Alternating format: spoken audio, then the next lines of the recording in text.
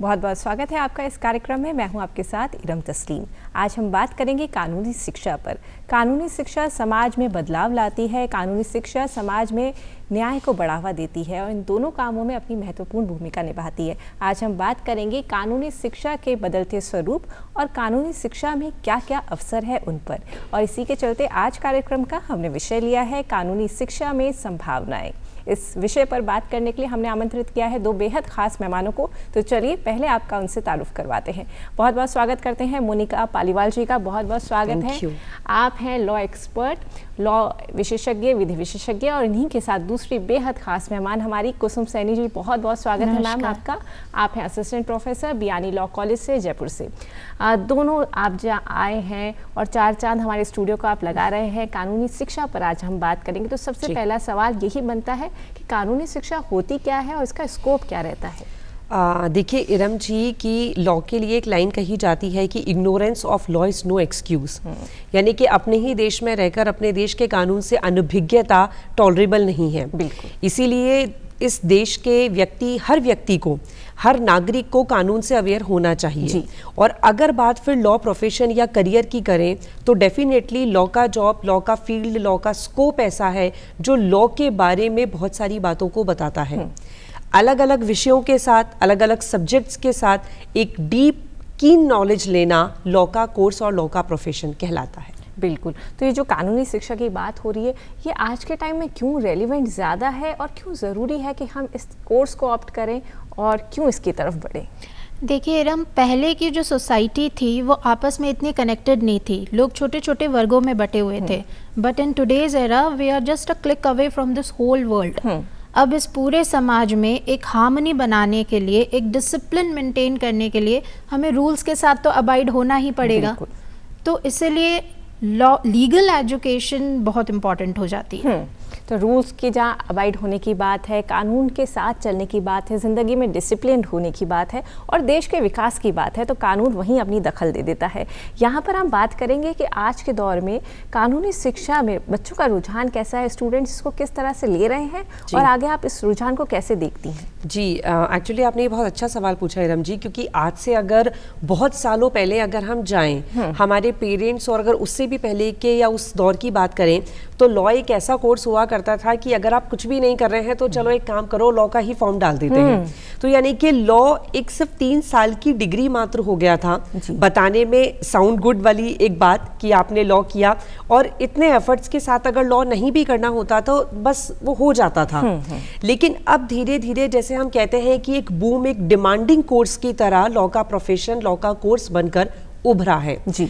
उसमें भी जब से BA LLB यानी कि 5 ईयर इंटीग्रेटेड कोर्स आने के बाद माहौल बिल्कुल बदल गया है। कॉरपोरेट सेक्टर्स में, हर जगह पर, कंपनीज में, MNCs में, बड़ी बड़ी ऑर्गेनाइजेशंस में जब से लॉ एडवाइजर की, लीगल एक्सपर्ट्स की डिमांड होने लगी है तो लॉ का प्रोफेशन अब एक डिग्री, एक एकेडमिक तक नहीं बल्कि ऑन डिमांड बच्चों का एक सिलेक्टेड कोर्स बन गया है। क्या बात है, एक मनपसंद चॉइस बन चुकी है, प्रोफेशनल ओरिएंटेड ये कोर्स है। इस पर भी हम आएंगे, स्किल्स पे भी हम बात करेंगे। पर सबसे पहली बात, अगर कोई दर्शक, स्टूडेंट हमारे जो लॉ लेना चाहते हैं तो स्कूल में पढ़ाई के दौरान कब से इसकी तैयारी करनी चाहिए और किस तरह से तैयारी होती है? बिल्कुल Iram, that's a very good question. Actually law में 2 तरीके के कोर्सेज अवेलेबल हैं, एक ग्रेजुएशन के बाद जी और एक 12th के बाद। 12th के बाद यदि मैं स्ट्रीम्स की बात करूँ तो हम BA LLB ऑप्ट कर सकते हैं, BBA LLB ऑप्ट कर सकते हैं, BSc LLB ऑप्ट कर सकते हैं, BCom LLB ऑप्ट कर सकते हैं और भी बहुत सारी स्ट्रीम्स हैं। बिल्कुल। तो ऐसा नहीं है कि किसी एक पर्टिकुलर सब्जेक्ट के साथ ही आप लॉ कर सकते हैं, ये इंटरडिसिप्लिनरी कोर्स है। जी जी। तो लॉ की तैयारी की मैं अब यदि बात करूँ तो अभी जो नेशनल लॉ यूनिवर्सिटीज़ हमारी हैं, टोटल 26 हैं, तो उनके लिए एंट्रेंस टेस्ट है। और जो प्राइवेट यूनिवर्सिटीज़ हैं वो कुछ यूनिवर्सिटीज़ एंट्रेंस टेस्ट लेती हैं और कुछ यूनिवर्सिटीज़ आपकी जो लेटेस्ट क्वालिफिकेशन है उसके परसेंटेज के अकॉर्डिंग आपको एडमिशन देती है। अच्छा। Now if we talk about the preparation of these entrance test, तो सबसे पहले तो स्टूडेंट्स को न्यूज़ रीडिंग स्टार्ट कर देनी चाहिए, अपनी लीगल एप्टीट्यूड को स्ट्रॉन्ग करना चाहिए। और now what is this legal aptitude? बिल्कुल, लीगल एप्टीट्यूड आपको एक लीगल प्रिंसिपल देगा, आपको उसको लीगल प्रिंसिपल को समझना है। फिर आपको एक फैक्चुअल प्रॉब्लम दी जाएगी। अब उस लीगल प्रिंसिपल को आप उस फैक्चुअल प्रॉब्लम में किस तरीके से इम्प्लीमेंट करते हैं, तो ये आपको आना चाहिए। बिल्कुल, तो कहीं ना कहीं लॉजिकल रीजनिंग और आपकी रीजनिंग, लीगल रीजनिंग पर जोर दे रहे हैं। जितने ज्यादा आप मॉक टेस्ट देंगे, जितनी ज्यादा आप पिछले पेपर्स निकालेंगे, उससे आपके लिए एंट्रेंस टेस्ट तैयार हो जाएगा। और कौन सी क्लास से बच्चे को एक कॉन्सेंट्रेट माइंड से तैयारी कर देनी चाहिए शुरू के, मुझे अब लीगल हमारा करियर चुनना है, लॉ में अपना करियर बनाना है, तो कब से और क्या क्या स्किल्स उसको होनी चाहिए उसमें? देखिए, जैसे जैसे हम आगे बढ़ रहे हैं, कंपटीशन बढ़ता जा रहा है। बिल्कुल। तो ऐसा नहीं है कि विद इन 1 मंथ और 6 मंथ्स आप प्रिपेयर करना स्टार्ट करेंगे एंड यू विल क्वालिफाई। तो यदि आपका गोल फिक्स है कि मुझे लॉ में जाना है, क्लैट के थ्रू जाना है या AILET के थ्रू जाना है, CUET के थ्रू जाना है, तो start preparing from 10th standard onwards. तो 10वीं कक्षा से आप इसमें प्रिपरेशन करिए, बेसिक लीगल रीजनिंग से शुरुआत आप कर सकते हैं। मैम, आपके पास आते हैं और क्या स्किल्स इस कोर्स में रिक्वायर्ड हैं? अगर कोई स्टूडेंट चाहता है लॉ में करियर बनाना, तो उसके अंदर क्या खूबियाँ होनी चाहिए, क्या स्किल्स उसमें चाहिए? देखिए मैम, यहाँ पर मैं स्किल्स और खूबी की बात करूँ तो 2 चीज़ें होती हैं, एक है एप्टीट्यूड, एक है एटीट्यूड। एप्टीट्यूड व्यक्ति का एक इंडिविजुअल व्यक्तिगत दृष्टिकोण होता है जो वो हमेशा से अपने साथ लेकर आता है, और एटीट्यूड जो हम सोसाइटी में आकर अपने आप को प्रिपेयर करके, प्लान करके तैयार करते हैं। सो मुझे लगता है कि कुछ चीजें लॉ के लिए, जैसे सब कहते हैं, जनरली घर में सब कहते हैं कि कोई बहस बहुत अच्छी करता है तो तुम्हें तो वकालत करनी चाहिए थी। ऐसा नहीं है। अगर आप लॉ कर रहे हैं तो अगर आप प्रैक्टिस में जाना चाहते हैं, आप अपना किस तरीके के करियर प्रोफेशन को आगे लेना चाह रहे हैं, उस पर डिपेंड करता है। आप प्रैक्टिस कर रहे हैं, आप जुडिशरी कर रहे हैं, आप किसी कंटेंट के ऊपर काम कर रहे हैं, ड्राफ्टिंग कर रहे हैं। रही बात स्किल्स की, सबसे इंपॉर्टेंट दैट इज इंटरेस्ट। बिल्कुल, क्योंकि एप्टीट्यूड, एटीट्यूड सब कुछ मैनेज किया जा सकता है अगर आपका इंटरेस्ट उस जोन में है तो। सो कुछ लोगों को आपने देखा होगा कि कुछ बच्चे कहते हैं कि मुझे एडवोकेट बनना है। जनरली वो बहुत छोटे होते हैं, बट ऐसा क्यों? बोले क्योंकि वो ब्लैक कोट मुझे अट्रैक्ट करता है। सो सबका अलग अलग अपना रुझान है। तो किस तरीके से कोई उस कोर्स के प्रति अट्रैक्टिव है और कैसे उसको इंटरेस्ट लेकर आगे कंटिन्यू करता है, वो हर व्यक्ति का लॉ जगत में स्वागत है। क्या बात है। तो आपका सबसे महत्वपूर्ण पहला बिंदु, पहली सीढ़ी आपके लिए ये है कि आपका इंटरेस्ट हो, और फिर कानून की थोड़ी बहुत अगर आपको रुचि लगती है, इंटरेस्ट लगता है, अच्छा लगता है, course will cover of course वो सारी चीजें। आप बैक टू बैक जब उस एरिया में आप आ जाएंगे तो वो एक ऑलरेडी आपकी डिमांड बन जाएगा कि आपको पढ़ना है। बिल्कुल, वो चीजें आप खुद ब खुद अपने अंदर महसूस करेंगे कि आपकी उसमें चाहत, आपकी रुचि होने लगेगी। अब बात आती है एंट्रेंस की। बहुत महत्वपूर्ण बात है क्योंकि कट थ्रोट कॉम्पिटिशन हम देख रहे हैं, कॉम्पिटिशन दिन ब दिन बढ़ता जा रहा है। तो कौन कौन से कॉम्पिटिशन एग्जाम्स ग्रेजुएशन पर जाने के लिए BA लेवल पर देने पड़ते हैं, और थोड़ा सा उसके लिए डीपली आप हमारे सारे दर्शकों को बताइए कुसुम मैम। बिल्कुल इरम, यदि मैं बात करूं नेशनल लॉ यूनिवर्सिटीज़ की, तो उसके लिए आपके लिए एग्ज़ाम होगा क्लैट का, और दिल्ली की जो नेशनल यूनिवर्सिटी है उसके लिए एग्ज़ाम होता है AILET का, और बाकी CUET से भी कॉमन एंट्रेंस टेस्ट है जिससे बहुत सारे यूनिवर्सिटीज़ अपने ये बच्चे लेते हैं, स्टूडेंट्स लेते हैं। सिम्बायोसिस का अलग से टेस्ट होता है, SLAT का। और इसके अलावा यदि मैं बात करूँ तो हर प्राइवेट यूनिवर्सिटी अपना खुद का एक एंट्रेंस टेस्ट कंडक्ट करवाती है। तो अमूमन उसी तरीके की बेसिक लीगल रीजनिंग वाली तैयारी हमें करनी अगर होती इन जनरल बात करूँ तो जनरली इन एग्जाम्स के अंदर 120 अराउंड क्वेश्चंस आते हैं, जिसको हमें 150 मिनट्स में करना होता है। तो तैयारी के लिए मैं बच्चों को टिप दूंगी कि बच्चे अपनी अलार्म क्लॉक स्टार्ट करें और 120 क्वेश्चंस को 150 मिनट्स में कवर अप करने की कोशिश करें। बिल्कुल। क्या मीडियम लॉ एजुकेशन में कुछ मायने रखता है? देखिए, ऐसा है कि LLB जैसा भी हमने कहा कि 2 तरह से है। चाहे वो अगर 12th के बाद है तो वो BA LLB BCom BSc, जैसे कि अभी कुसुम मैम ने बताया कि अलग अलग स्ट्रीम के साथ उसका एक कॉम्बिनेशन क्रिएट किया गया है। और अगर 3 इयर्स LLB की हम बात करें तो वो ग्रेजुएशन के बाद के लेवल पे की जाती है। जो BA LLB है that is completely in English, उसके लिए हम इंग्लिश मीडियम ही प्रेफरेंस पर रहा है। लेकिन जो LLB है वो हिंदी मीडियम और इंग्लिश मीडियम दोनों में अवेलेबल है। और मुझे ऐसा लगता है इरम जी की language is never a barrier, वो कभी भी एक बाधा कभी नहीं बनता। हिंदी मीडियम के स्टूडेंट्स भी अगर अच्छी तरह से स्टडीज करते हैं तो डेफिनेटली लॉ एक ऐसा कोर्स है जिसमें हम लीगल भाषा को इंग्लिश में ज्यादा प्रेफर करते हैं। हम कम कहना पसंद करेंगे दस्तावेज, लाइक संपत्ति, प्रॉपर्टी, डॉक्यूमेंट्स, एफिडेविट।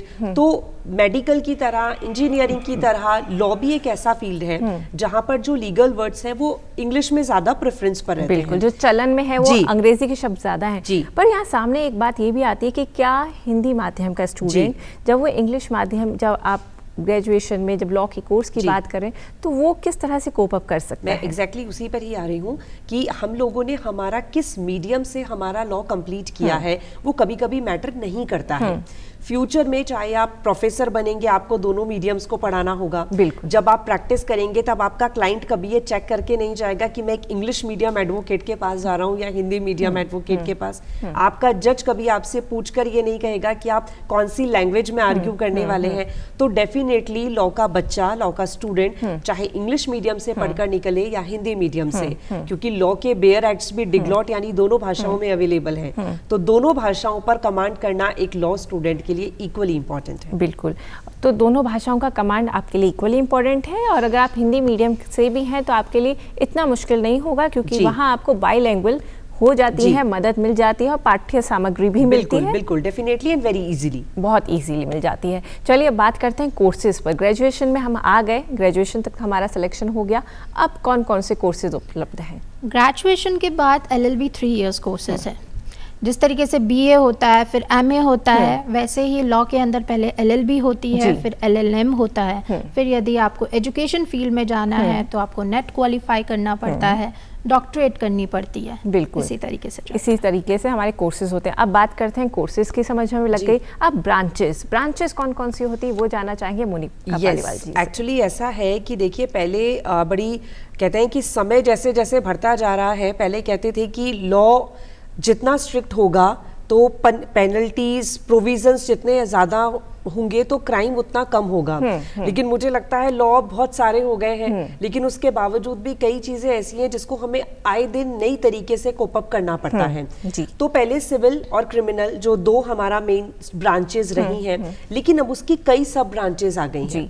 चाहे कॉर्पोरेट सेक्टर की बात करें, चाहे मर्केंटाइल की बात करें, क्रिमिनल फील्ड की बात करें, और अब तो और भी स्पेसिफिक बात करें तो चाहे साइबर लॉस की बात करें, तो जितने भी हमारे सराउंडिंग अगर जोन है, एरिया है, फील्ड है, लगभग उस हर फील्ड के लिए, हर जोन के लिए आपके पास लॉ है। बिल्कुल, और आप किसी के लिए भी स्पेशलाइज्ड होकर उसमें काम कर सकते हैं। बिल्कुल, तो यहाँ पर फिर वही घूम के बात आती है कि आपकी रुचि, हर फील्ड, बहुत सारी ब्रांचेस आपको लॉ में मिल जाती हैं, पर जिसमें आपका इंटरेस्ट है आप उसमें अपना करियर बना सकते हैं। यहाँ पे एक बहुत सुंदर बात हमें ये भी निकल के आती है कि जब हम करियर की बात करते हैं तो हमारे पास आजकल ऑप्शंस बहुत होते हैं, मोड ऑफ स्टडी के ऑप्शंस बहुत हैं, जैसे ऑनलाइन एजुकेशन, कॉरेस्पॉन्डेंस। तो क्या लॉ में ये मान्य होते हैं? लॉ में भी इस तरह से डिग्रीज होती हैं? इरम, लॉ जो है एक प्रोफेशनल कोर्स है और बहुत ही प्रैक्टिकल एस्पेक्ट पे ये चलता है। बिल्कुल, बिकॉज हम सिर्फ याद करके चीज़ों को कोर्ट में सीधा नहीं जा सकते। वो कहते हैं ना कि स्विमिंग हम ऑनलाइन नहीं सीख सकते, साइकिल हम ऑनलाइन नहीं सीख सकते, will have to practice for that.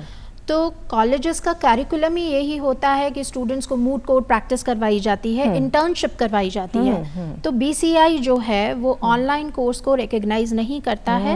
Law can not be done privately, law can not be done correspondence. बहुत बहुत महत्वपूर्ण सूचना यहाँ मिली कि कॉरेस्पॉन्डेंस से और प्राइवेट हम ये चीज़ें नहीं कर सकते हैं। ऑनलाइन एजुकेशन जो है, अगर कोई संस्था आपको कहता है कि आप इससे लॉ कोर्स कर सकते हैं तो वो मान्य नहीं है। बिल्कुल। यहाँ पर हम बात करते हैं जब कोर्सेज करने की, तो कोर्सेज के दौरान किस तरह का एटीट्यूड हमें रखना चाहिए लॉ पढ़ाई करते वक्त? देखिए, जैसा कि अभी अभी मैम ने कहा कि ये पूरा प्रोग्राम प्रैक्टिकल चीज़ों पर डिपेंडेंट है। तो जब केवल एकेडमिक्स पर अगर कोई चीज़ नहीं है तो एकेडमिक्स के बियॉन्ड जाकर हमें प्रैक्टिकल पर ही उतना फोकस करना पड़ेगा। चाहे वो मूड कोर्ट्स की बात हो, यानी कि एक अदालत के अंदर प्रैक्टिस करना, आर्ग्यूइंग करना, ड्राफ्टिंग तैयार करना, लीगल जितनी भी एक्टिविटीज हैं, चाहे आप कोर्ट विजिट के लिए कहें, चाहे आप फॉरेंसिक साइंस लेबोरेटरी की विजिट की बात करें, चाहे आप पुलिस स्टेशन की विजिट की बात करें, ऐसी कई सारी चीजें हैं जो लॉ के स्टूडेंट को प्रैक्टिकल अवेयरनेस करवाती हैं। और प्रैक्टिकल एक्सप्लोर करना लॉ के स्टूडेंट के लिए बेहद जरूरी है। ना केवल सिर्फ जगहों को देखकर, अगर हम बात करें रिसर्च वर्क को लेकर, तो पहले AIR, SCC जितना भी लॉ का कंटेंट है वो हम थ्रू बुक्स उसके पुराने केसेस को रिव्यू करना, रिसर्च करना, ये सब कर लेते थे। लेकिन अब लॉ के लिए SCC, मानुपात्रा, ऐसी कई बड़ी बड़ी वेबसाइट्स एंड सॉफ्टवेयर्स और स्पेसिफिक चीजें काम कर रही हैं जहां पर लॉ के स्टूडेंट को रिसर्च करना बहुत इंपॉर्टेंटली आना चाहिए। क्योंकि जब तक आप प्री डिसाइडेड केसेस को, जजमेंट्स को आप कोट नहीं करोगे, रेफर नहीं करोगे, so you can not be a perfect lawyer, you can not be a perfect law stream expert. आपका एक्सप्लोरिंग, आपका जितना हो सके इंक्विजिटिव माइंड होना चाहिए। I mean definitely the research, कुछ खोजने की आप में क्षमता होनी चाहिए, कुछ रुचि होनी चाहिए। यहाँ पे मैम जॉब अपॉर्चुनिटीज़ की अब बात करते हैं, प्राइवेट और पब्लिक दोनों में आप दोनों से यही सवाल है कि अपॉर्चुनिटीज़, क्योंकि शिक्षा का जो मेन हमारा एक उद्देश्य होता है वो होता है नौकरी पाना। तो लॉ करके, कानून में शिक्षा प्राप्त करके, कानून की डिग्री लेकर हमें कहाँ कहाँ नौकरियाँ मिल सकती हैं? सबसे पहले तो पब्लिक सेक्टर की ही बात कर लेते हैं। पब्लिक सेक्टर में सबसे पहले जुडिशरी जो टॉप मोस्ट है, बिल्कुल आप मजिस्ट्रेट्स के लिए डायरेक्ट एग्जाम दे सकते हैं। उसके बाद लॉ ऑफिसर्स हैं, लॉ क्लर्क्स हैं, विधि रचनाकार हैं, ट्रांसलेटर्स हैं, लीगल एनालिस्ट्स हैं, लीगल रिसर्चर हैं, जैसे मैम ने अभी बताया research work is really very important. तो लीगल रिसर्चर्स हैं जो जजेस को हेल्प करते हैं। पब्लिक प्रोसिक्यूटर्स हैं जो विक्टिम्स को स्टेट की तरफ से कोर्ट में रिप्रेजेंट करते हैं। बिल्कुल। तो ये सब तो हो गए पब्लिक सेक्टर्स।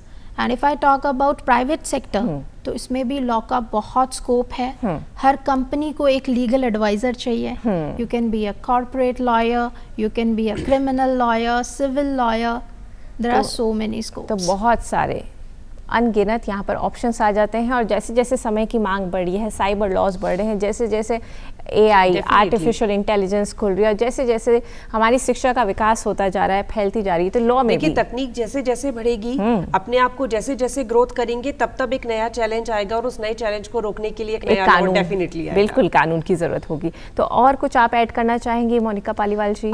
देखिए, जॉब अपॉर्चुनिटीज में जी हाँ, जॉब अपॉर्चुनिटीज में जैसा कि मैम ने बताया कि पब्लिक और प्राइवेट सेक्टर में हमने बहुत सारी बातें कही, और मुझे ऐसा लगता है कि आज की डेट में हर चौथे इंसान को एक लीगल हेल्प की, एक एडवाइस की, एक एक्सपर्ट की जरूरत है। क्योंकि कई बार जब हम बहुत इंटेलिजेंट हो सकते हैं, लेकिन जब हम अपनी प्रॉब्लम्स की फ्रेमिंग के अंदर होते हैं, तब डेफिनेटली हमें एक सेकंड पर्सन चाहिए जो हमें उस चीज से बाहर निकाल सके। और हर नई बात कभी कभी एक लीगल प्रोविजन का अगर रूप ले रही है, तो हमें एक लीगल एक्सपर्ट की रिक्वायरमेंट है। तो पहले के समय पर जो सिर्फ बात ये होती थी कि एक लिटिगेशन करना है, मुकदमा करना है, अब वो बात सिर्फ मुकदमे की नहीं, लॉ की एडवाइस, लॉ की हेल्प भी रोजगार दे रही है। अब लॉ की अच्छी नॉलेज लेकर लोगों को हेल्प कर सकते हैं। पुअर्स जो पीपल्स हैं जो अपने राइट्स से अवेयर नहीं है, उनको अवेयर कर सकते हैं। एक अच्छे कॉज के लिए भी आप जुड़ सकते हैं। समाज में बदलाव लाने के लिए आपका कानून जो है बहुत महत्वपूर्ण भूमिका निभाता है। जब हम 3 महिलाएं यहाँ बैठी हैं, तो एक बात निकल के आती है, क्या महिलाओं को प्रोत्साहित करती है कानूनी शिक्षा? कहीं ना कहीं महिलाओं के लिए कुछ ऐसे प्रोविजंस हैं जैसे कंसेशन या स्कॉलरशिप्स लॉ एजुकेशन में?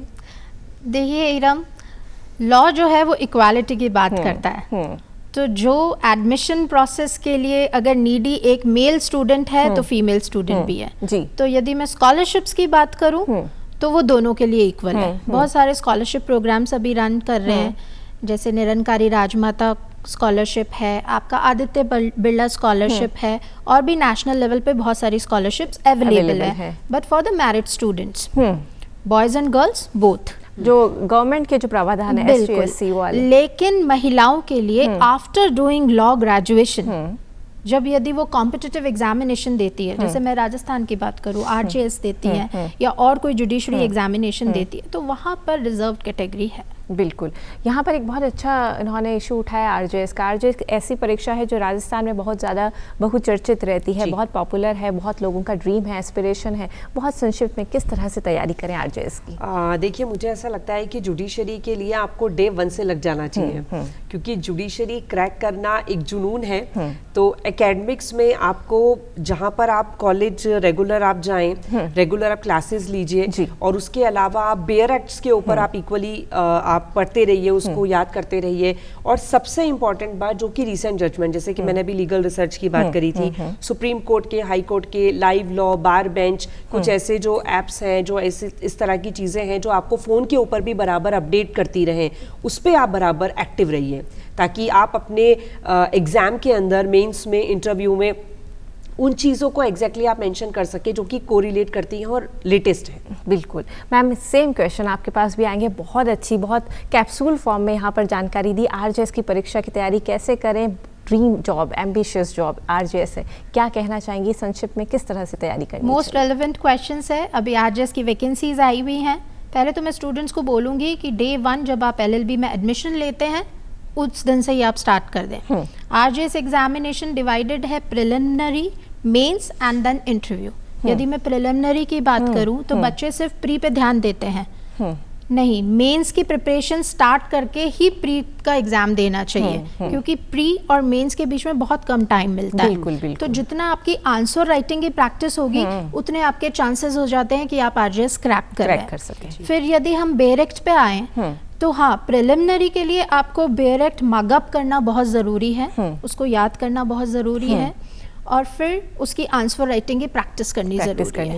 End of course the research work, जितने भी आपके लैंडमार्क केसेस हैं, रीसेंट केसेस तो हमको पढ़ने ही है, लेकिन प्रिलिमिनरी के लिए लैंडमार्क केसेस पे आप ज़्यादा फोकस करेंगे। और इरम जी एक चीज़ और मैं ऐड करना चाहूँगी, मोस्ट इम्पॉर्टेंट लैंग्वेज, क्योंकि कई बार हिंदी मीडियम का स्टूडेंट इंग्लिश में और इंग्लिश मीडियम का स्टूडेंट हिंदी में, वो चीज़ यहीं पर लैग कर जाती है। बिल्कुल, बहुत तो लैंग्वेज हम फ्यूचर की तो बाद में बात करें, क्योंकि अभी जो हमें एग्जाम क्रैक करना है उसमें भी वो चीज़ें इक्वली रोल रखती हैं। तो स्टूडेंट्स अपनी बहुत दी बेस्ट तैयारी करने के बाद कहते हैं बट हिंदी का पता नहीं क्या होगा।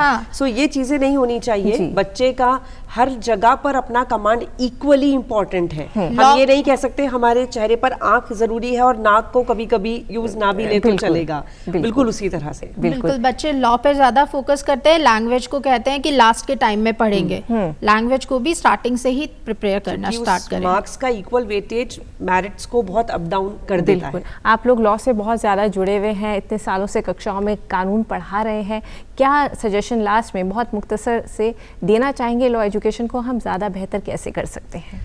देखिए मैं यही कहना चाहूँगी सभी स्टूडेंट्स को कि लॉ का प्रोफेशन एक ऐसा प्रोफेशन है जिसमें कभी कभी आप बहुत क्विकली, बहुत ही तुरंत ही अपने करियर प्रोफेशन की हाइट्स पर पहुंच जाते हैं, चाहे वो एक एडवोकेट के तौर पर हो, चाहे वो जुडिशरी क्रैक करने के तौर पर हो, और कभी कभी कुछ लोगों को लंबा समय लगता है। लेकिन लॉ, जिसके बारे में हमेशा से बड़ों ने एक बात समझाई है कि लॉ वाला व्यक्ति कभी बेरोजगार नहीं होता, तो इसीलिए लॉ के प्रोफेशन में अपना इंटरेस्ट, अपनी सर्च, अपना हार्डवर्क आप इक्वली बनाकर रखिए।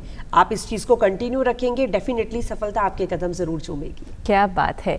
सेम क्वेश्चन कुसुम सैनी मैम के पास भी आते हैं। आप रोज कक्षा में चौक और डस्टर के साथ जाती हैं, कानून की बात करती हैं, क्या सजेशंस आपको लगते हैं जो होने चाहिए, जो शिक्षा, कानूनी शिक्षा को बेहतर बना सकते हैं?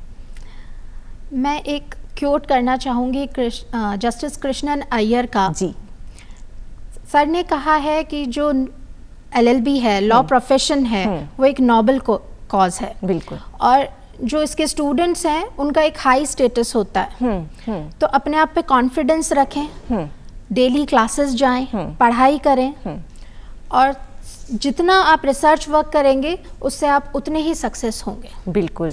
तो यहाँ पर जो बात निकल के आ रही है नटशेल में वो यही है कि अपना रिसर्च वर्क करें, अपनी मेहनत करें, शिद्दत से पढ़ाई करें, और फिर कॉन्फिडेंस के साथ आप इसको, अपने इस करियर को चार चांद लगा सकते हैं। बस ज़रूरत है कि अपने आप पे यकीन रखने की। इसी पॉजिटिव नोट पे हमारी दोनों गेस्ट आज की कुसुम सैनी मैम और मोनिका पालीवाल मैम, आप दोनों का बहुत बहुत शुक्रिया, आप आई और इतनी अच्छी जानकारी दी। तो चलते चलते यही कहेंगे कि लॉ में अपार संभावनाएं हैं, कानूनी शिक्षा में अपार संभावनाएं हैं, बस ज़रूरत है तो आपको अपनी रुचि पहचानने की और मेहनत से इस करियर को चार चांद लगाने की। तो दीजिए इजाज़त इन पंक्तियों के साथ इरम तस्लीम को कि हम भी दरिया हैं, हमें अपना हुनर मालूम है, जिस तरफ चल देंगे रास्ता खुद ब खुद हो जाएगा। इजाज़त दीजिए, नमस्कार।